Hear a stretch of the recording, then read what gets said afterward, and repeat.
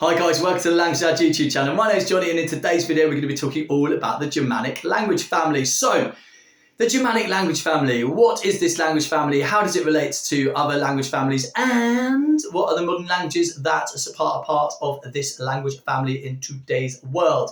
Stay tuned to find the answers to all of those questions. But to begin with, I'd like to take us back to about 3,500 years ago into the lands of the borderlands between modern northern Germany and southern Denmark in what is known as the Jutland Peninsula.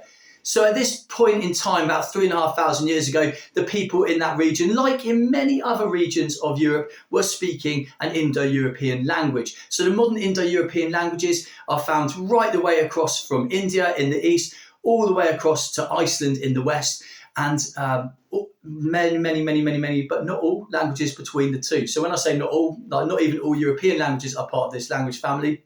For example, Finnish, Estonian and Hungarian are part of the Uralic family, and Basque is a language isolate. But most European languages and many languages in India and many languages between the two are part of this Indo-European language family.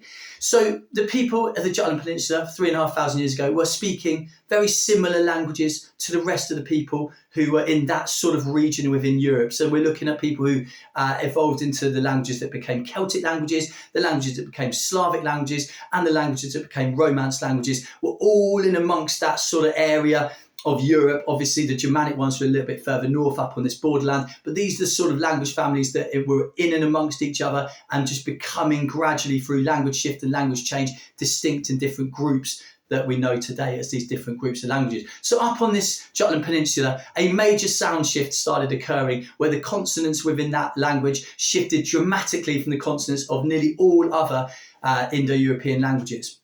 And this set of sound shifts was known as Grimm's Law, and it was completed over many centuries, in fact. But it gradually shifted a lot of sounds that made it quite difficult for speakers of other Indo-European languages to understand what became known as Proto-Germanic. So Proto-Germanic had completed this entire shift known as Grimm's Law and another set of shifts and principles known as Werner's Law, and therefore made itself sound quite different to the other European languages. So, for example, in the other European languages where you have a D sound, Germanic languages have a T sound, which is interestingly where you get words like dentist and tooth, which you think are nothing like each other, but actually the from dent and the from tooth are related. And if you then compare the fact that there was later sound shifts that changed other sounds within those words, you can see that actually tooth and dent or dentist are closely related words. Similarly, fascinatingly enough, the sound changed from a K to a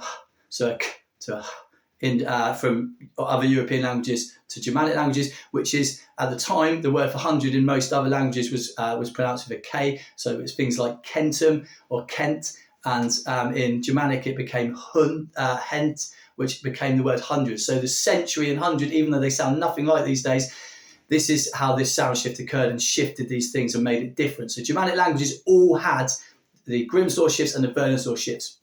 Now, what then happened within the Germanic language family, as always does with all languages, is you tended to get people moving to different areas in different places from this original group of people on the Jutland Peninsula. Some of them went further north and their languages evolved into the North Germanic languages. Some of them went south and east and their languages evolved into the East Germanic languages. And some of them went south and west and their languages evolved into the West Germanic languages.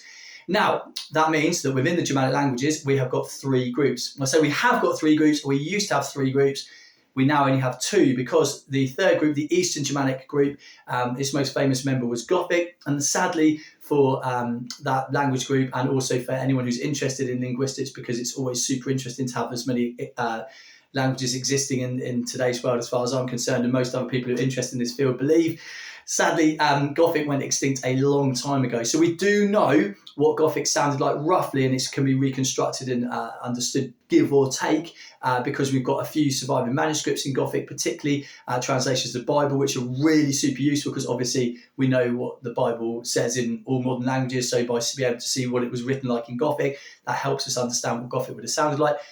But Gothic, which was the major example of an Eastern European language, is no longer, Eastern Germanic language is no longer there. So the East Germanic language group has ceased to be. which has left the North Germanic group and the West Germanic group. So the North Germanic group, let's begin with them. So the North Germanic group forms the modern languages of, because it was on the Jutland Peninsula, modern day Danish, modern day Swedish, going north this is, modern day, all the dialects that we collectively term Norwegian, although that's a really fascinating and complicated thing, as I'll explain in a minute, Faroese and Icelandic. So these are the principal modern day languages within the North Germanic language family.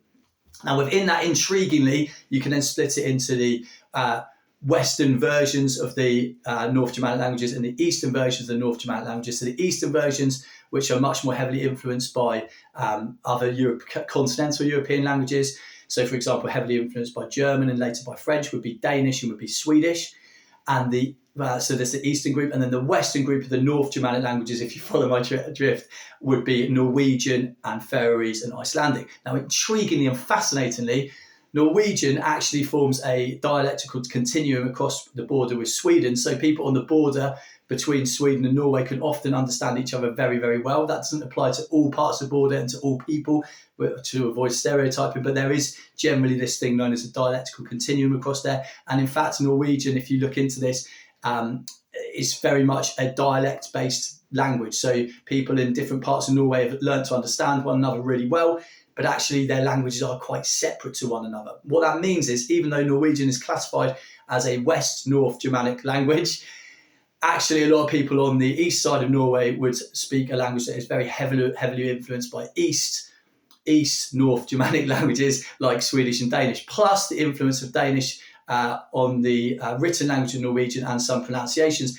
over time has meant that Norwegian is a really fascinating case, with some dialects being quite very traditional and very much like Western North Germanic, and some dialects and some areas speaking languages that really are very, very similar to the East North Germanic languages of Swedish in particular, and to a lesser extent Danish, because Danish went through a whole bunch of other sound shifts that make it sound very different to the other North Germanic languages. So that is the North Germanic languages of the east side, plus Norwegian talked about. So therefore we now talk about a bit about Faroese and Icelandic. So these are island languages up in the North Atlantic of the Faroes and of Iceland, and both of these languages are very, very traditional compared to a very sort of have experienced much less influence from other particularly continental European languages, and therefore have a lot more features in comparison to the original North Germanic language, which was, of course, I should have said this earlier, Old Norse. So if you look at Icelandic in particular,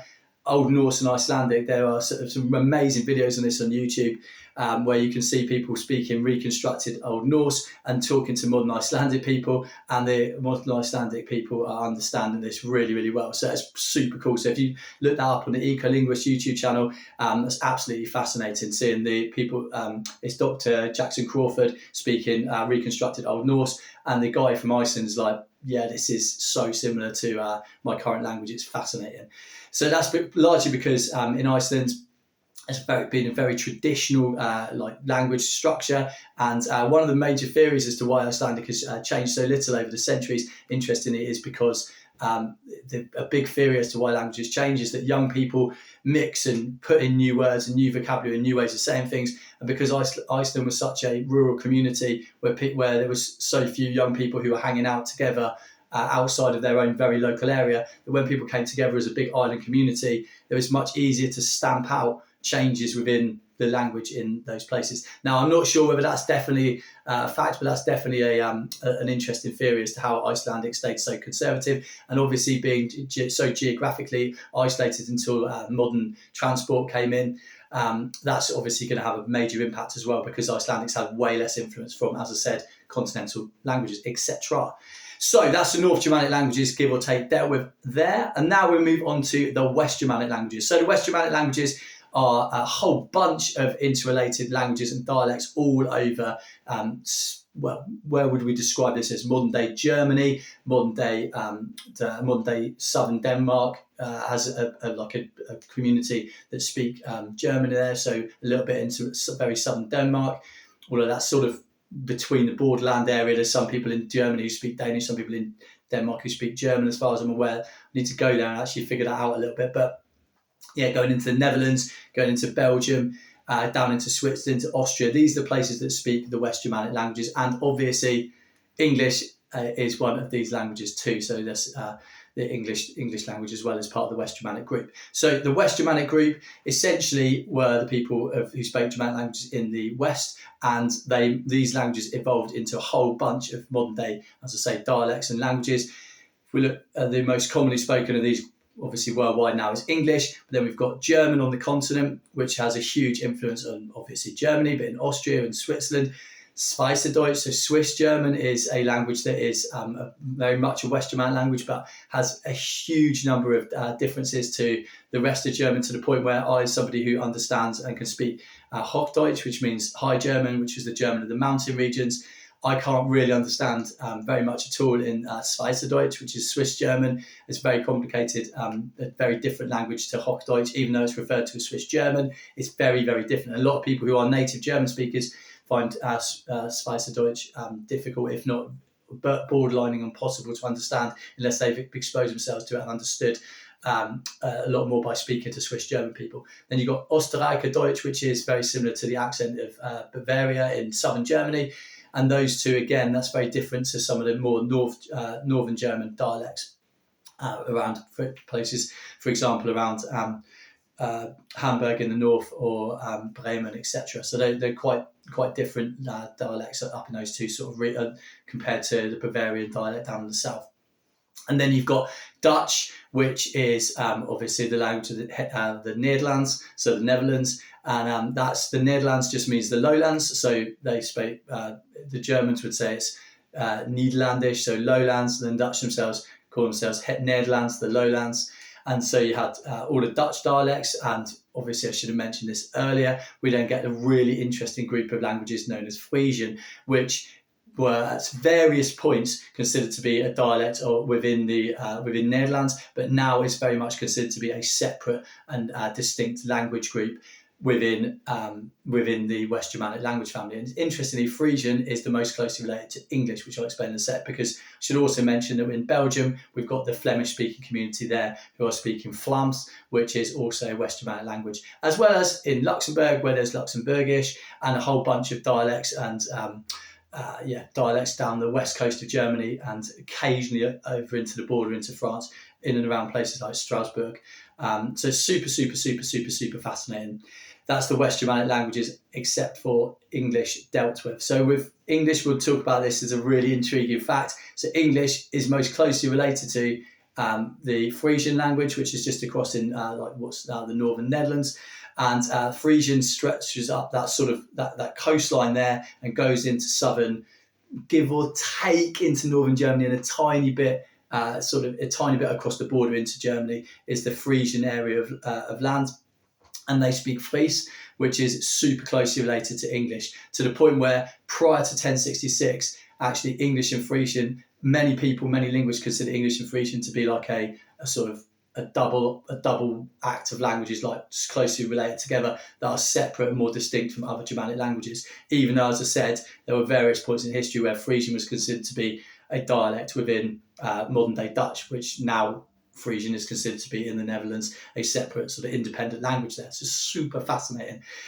So Frisian and English had this really, really close relationship, to the point where there was possibly an apocryphal tale, but also maybe true, that people, even up to the 1300s, there were people in Kent who could understand people in Friesland almost perfectly across the North Sea, but the people in Kent found it more difficult to understand people from London, and vice versa, than people in Kent did with people in Friesland. And we see, for example, that the Dutch and Frisian word for an egg is an I, and there's still apparently a dialectical local language word in Kent for an egg, which is an I, because egg is an Old Norse word that made its way into English, whereas I was the original West Germanic language for an egg, which is super fascinating. And I don't know, I've never looked into this, whether our word I and the fact that our eye resembles in shape and size an egg has anything to do with egg and I and I being the same.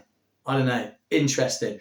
But yeah, so English, of all of these West Germanic languages, in fact, of all of the Germanic languages, has had the most massive differences from the historical Germanic languages because of the influence of Norman French in 1066, and then after the Renaissance of Latin and Greek words coming in and pouring into the language, which they did to a lesser extent in German and Dutch and the Scandinavian languages, but English is adopted mainly because of the French conquest in 1066 and the French becoming the language of the aristocracy in England for the next 200-300 years.